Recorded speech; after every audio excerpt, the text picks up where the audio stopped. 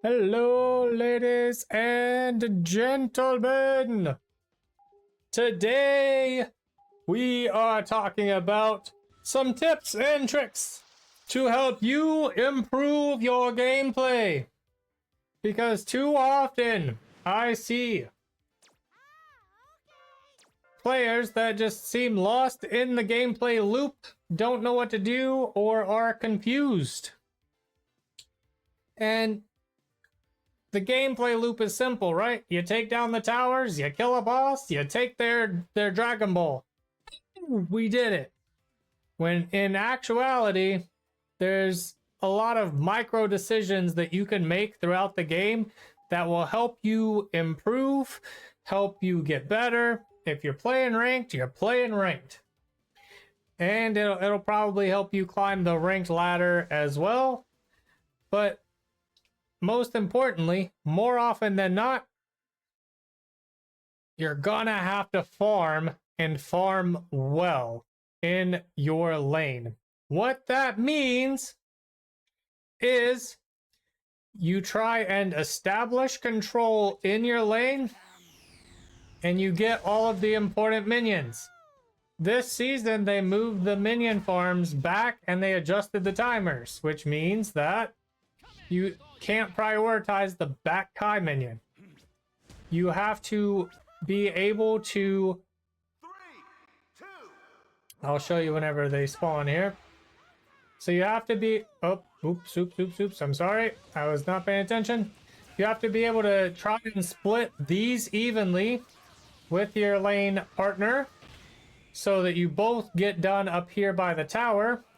And you should be level 3 whenever you get up there. Like, if you're not splitting them and you're soloing them away from your lane partner, you're only putting both of yourselves behind. Like right now, he's level 3 and he's going to keep hitting. If I wouldn't have done that ability, he would have been a higher level than me, and that would have been potentially really bad. Ideally, he should not have wasted that ability there. He should have used it for this. Up here, buddy. With the timers, this comes up a lot faster, and you need to be on this now. And now he got it because my lane partner wasn't there. So that brings me to lesson number 2. You have to be able to farm and farm well. You have to know whenever to prioritize the Kai.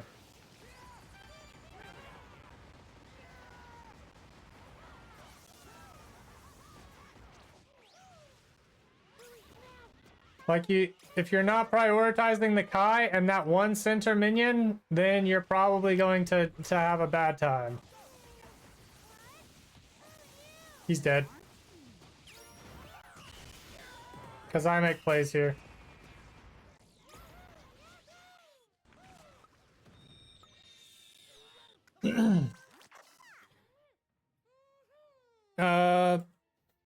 Nine times out of 10, you want to prioritize this Kai right here over prioritizing the back Kai. He's gonna get hit. In case you didn't see, that back Kai minion now spawns at the exact same time. It spawns at the exact same time as your middle Kai now. You don't want to go for that Kai, like, unless you've hardbacked or you've died. And if you've died, you need to be asking yourself some important questions. Like, why did I die? Was I out of position? Could I have played things differently? What happened? And can I actually take the 3 to 4 seconds it's going to take to kill this Kai over something else?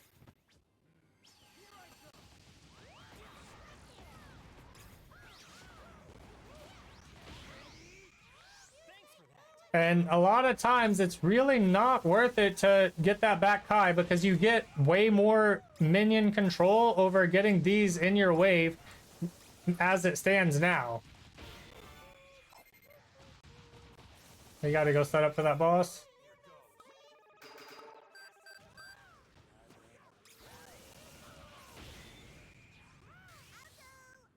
Come on, buddy.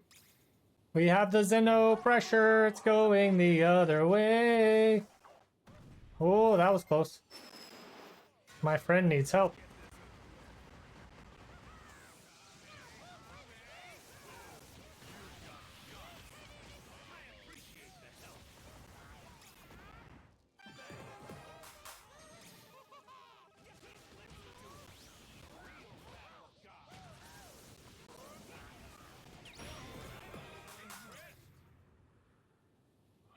I make plays here, buddy.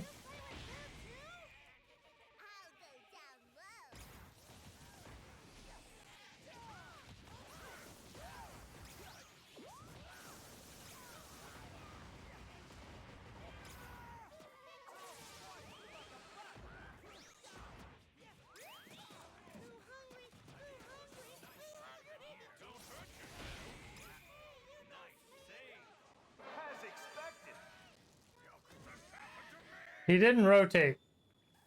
He literally sat in that tower for who knows how long. I'm gonna heal you and I'm gonna go, buddy. Our Super Saiyan 3 also didn't rotate. So you have to know when you're gonna prioritize everything that you got going on. You can't ping me whenever you want to do engage onto them whenever we're low HP because you sat in the tower.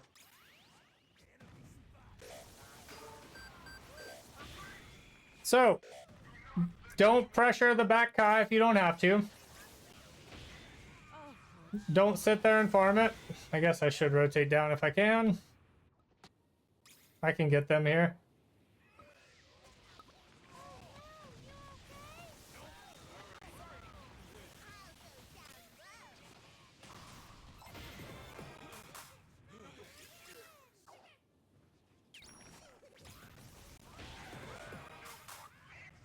Don't worry! Boo's got it! A powerful foe has appeared. Nice job. You broke through the god of destruction. Well, guess I'm up. This is bad. You now make blue with candy.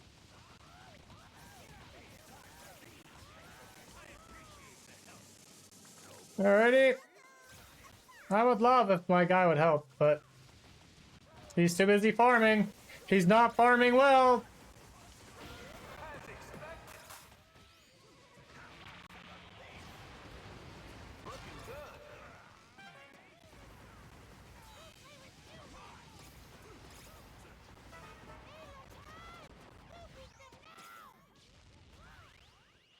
I mean, I live here. They can't take the tower. So, number 3, rotate. Like you saw, whenever I was like, oh, there's 2v1 down here pushing our tower. I was like, I can rotate for that, most definitely. And what happened? We got a kill, we got the boss, we got the tower, and we were able to establish control of the situation because I went down there early.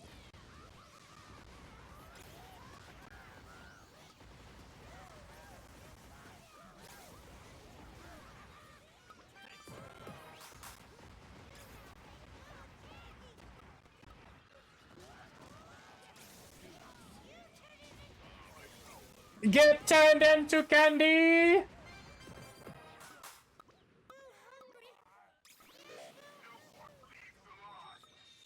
See, he rotated. Rotate. So, not only does that mean rotate to fights, that means rotate to bosses as well. What you need to be asking yourself during most of these engagements is, can I make it to the boss? Am I going to have an engagement here where I can be of an impact that's going to help my team?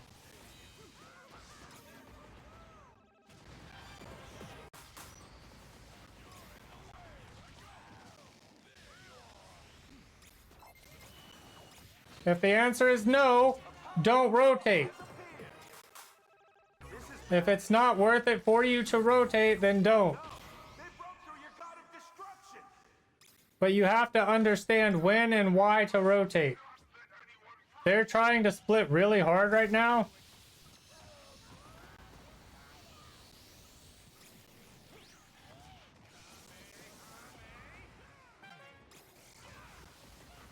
He's dead.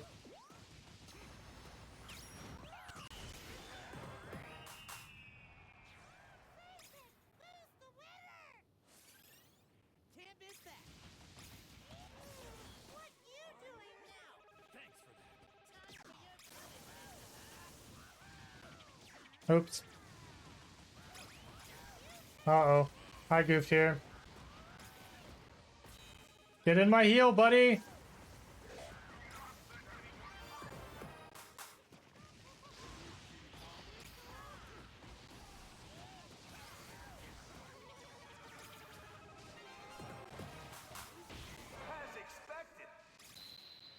So when you rotate, you're able to make plays like that. I don't know where the cooler came from or why, but he was there. I'm trying to eat all of those so my team doesn't have to. I wish someone would have came by me, but they did not. I need a teammate so I can heal. There we go. Maybe don't stand in that.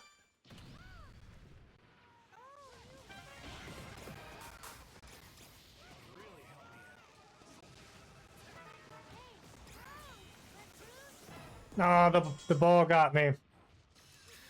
So, whenever a boss spawns, there's a couple of things you should be doing. Top boss, if you're...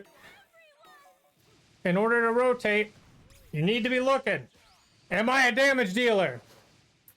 I need to be on the boss. Am I the tank? I need to be on the boss. Oh, that was so close to us having all four. Oh, that would have been bad. If you're the technical, you need to be pretty much situated right here, halfway between the boss and halfway between the tower in case they're split pushing. You need to try and stop the split push. Why did she move? You need to try and stop the split push at all costs to make sure that they're not there. We get him here.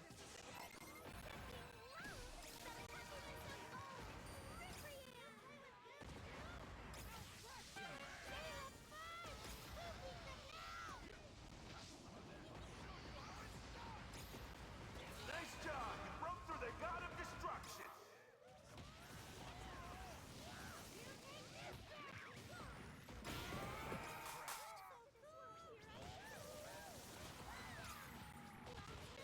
So whenever you're situated there and they're splitting, it's a good thing that the cooler is off on the other side because I'm helping with the boss right now. He let him get it for free because he didn't charge his stuff up. Oh no! They broke through your god of destruction. And he missed.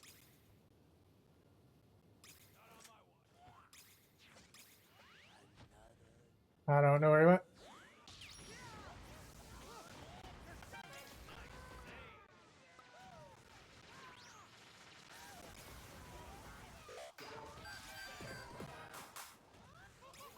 Okay. So pretty much as a technical, most of the time, you're going to want to be halfway between unless you can see all of the enemy team against you.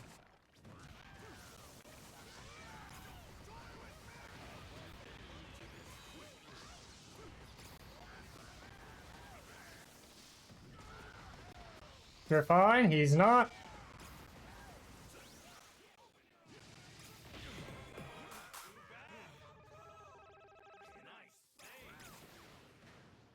And then we get this for free because we have advantage here.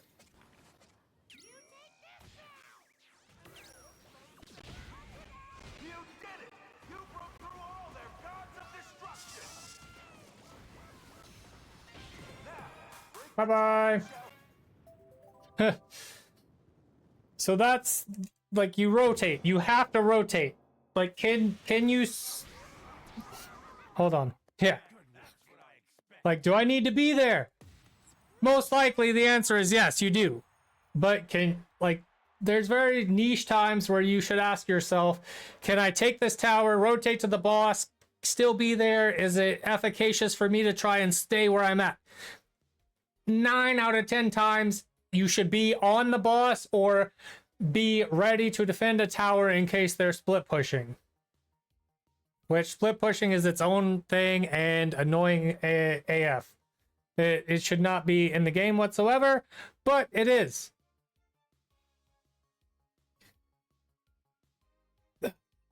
Like, the other thing is, number 4, stop defending a tower that doesn't need to be defended.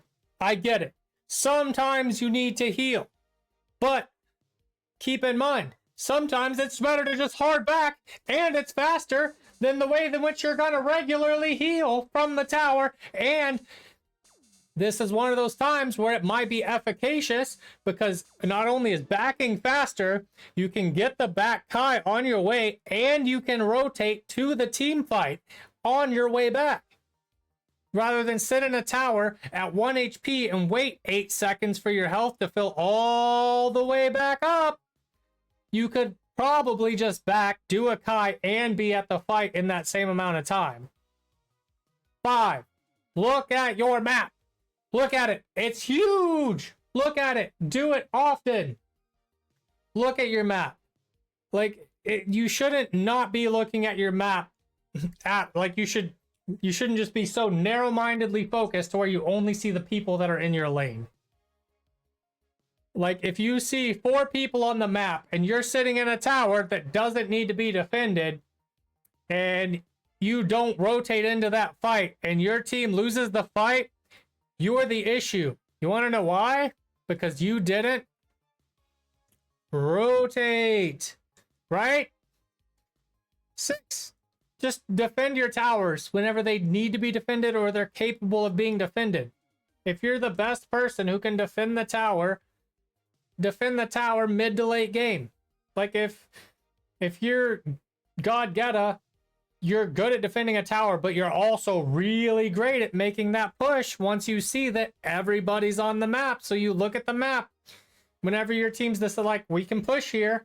If you're defending your tower against their potential split push and you see all 4 of them and you decide to ult in on top of your team and you get that quad wipe, you feel like a boss, right? But you're still defending your tower against the potential of them coming in against you. Number 7, a little bit easy, but it's also pretty difficult. You gotta learn what abilities are good to max and what abilities are not. I.e. Oh, look, I get 50 for that one. The last one, I was MVP, I got 25. I.e. for Piccolo, you're not going to max his 3. Let me go show you.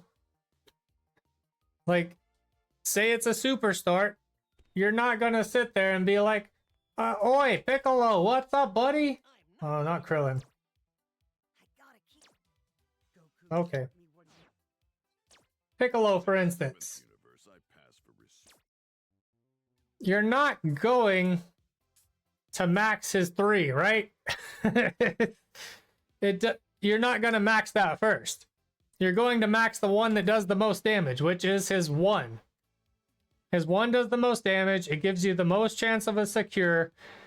Now, along with that, what would you max second? His Hellzone Trap or his Demon Whip? You need an escape. And this also gives you survivability as well as extra damage. So what I do is I max his 1, his 3, because his 3 gets really freaking long. And it allows you to get survivability and people don't expect it. And if you max your 3 second, you can set up for a huge 1 because your 1 does more damage the further away you are when you hit him. And then I max his 2 as well as his ult whenever I can. But that's just an example of learning what abilities on what heroes to max. Or I guess you would call them Z fighters? Maybe? I don't know. Whatever you call them. 8. You gotta learn what the divine draw cards do and which ones to build. 9 times out of 10, if you're on a damage dealer, it's the same combo. You're going with Snowball. You're gonna go Barrier. And you're gonna go Limit Breaking Jump. Damage. A nice little buffer for your whenever you get jumped on. And survivability so you can double flash step. That's that 9 times out of 10, that's like the best combo for almost all of the damage dealers. On a tank, you're gonna go Too Easy, Barrier Steel Skin, and either Limit Breaking Jump or Backstab on almost all of the tanks, almost every time. So you can engage faster with your this or get out more. So you take less damage. And then you get extra HP. Technical is where it gets a little wonky because some technicals you can do the damage one. Some technicals you can build all blue. And that's about it. You know, that's about it. But most of them, it's pretty straightforward with the divine cards and learning what they do. Number 9. Use the divine draw cards to your advantage. i.e., if you got a super cooldown reduction on your skill 2, what hero are you most likely gonna pick? Are you gonna pick a Piccolo, whose 2 is Hellzone Trap? Or, if you got the where is he? The pink hair. If you got Godku, are you gonna max Godku, who has the best skill 2 in the game, with Kefla? His is better. But, or would you get Godku with the best skill 2 in the game and get that on an even higher cooldown? Like, use them to your advantage. So, like, think about the characters you're going to play into whatever situation you've been put in with some of these. Now, it's not always super beneficial. Like, it's great, sure. Like, you make it work for you, it gives you like a slight edge. Like, say they decided to pick Piccolo and you got Godku. You got just as much damage as him, and you can even position maybe around his 1 if he maxes that first. You should, and you can use your super powered 2 because it's on a super cooldown, right? Or like pick somebody with like a slightly heavier CC if you've got search traps, and then you can try and lock them down inside the search trap where they either have to expend their flash step, or you can chase after them once they do it, and then you use the environment to your advantage. Fuck the hammer. Nobody likes the hammer. It's overpowered and broken. It needs to do like a third of the damage. They shouldn't be able to do 3 hits on my tower and kill it before the first boss spawns.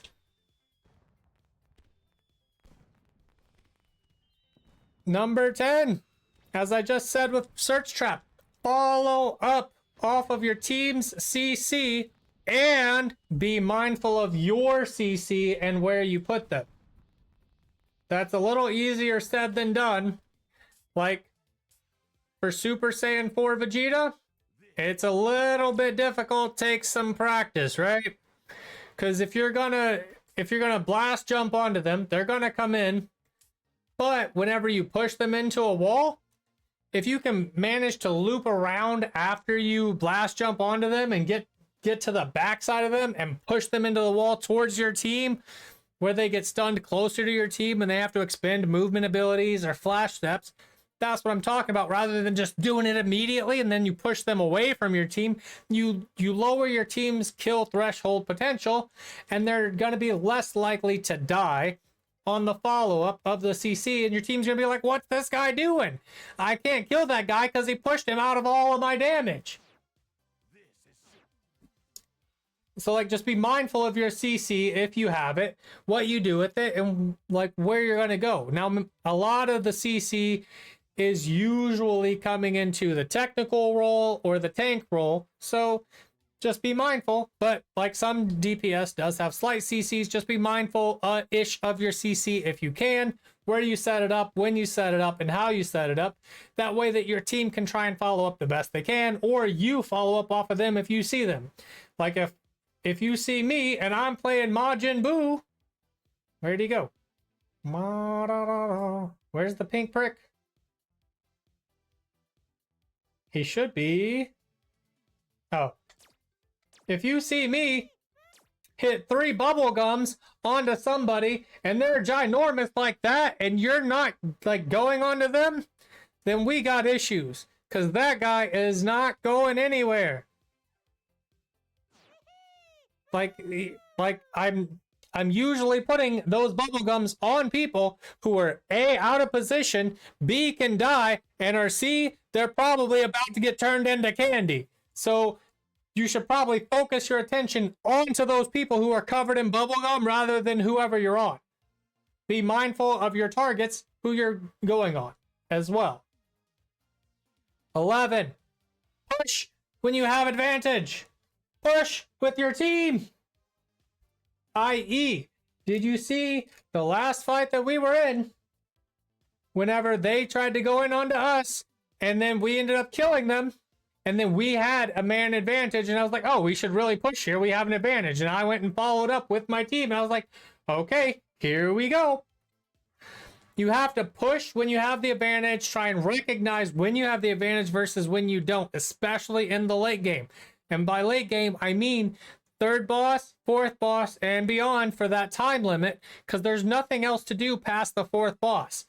It's just a matter of you're playing chicken with each other after fourth boss.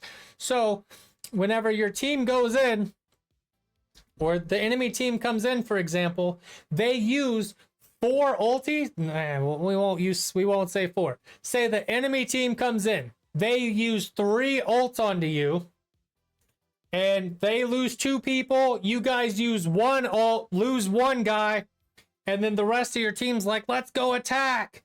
And then you're like some guy sitting in the fucking back, he's farming a minion, and now you're sending 2 people versus 2 people rather than a 3v2 with 3 ults because one of the guys are dead. You should not be in the back farming that minion. You need to be with your team pushing your man advantage, your ult advantage, and your time advantage, because they're going to be up in about 25 seconds and it takes you about 12 to traverse the map. So you have about a good 12-second window to go get your ults, get them off, try and get those kills so that you can stagger them and get that tower before you have to disengage, or either fight them and win to win the game, to end it.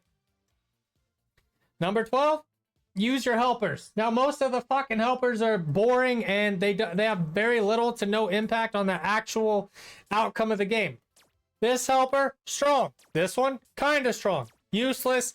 Niche, really strong. Niche.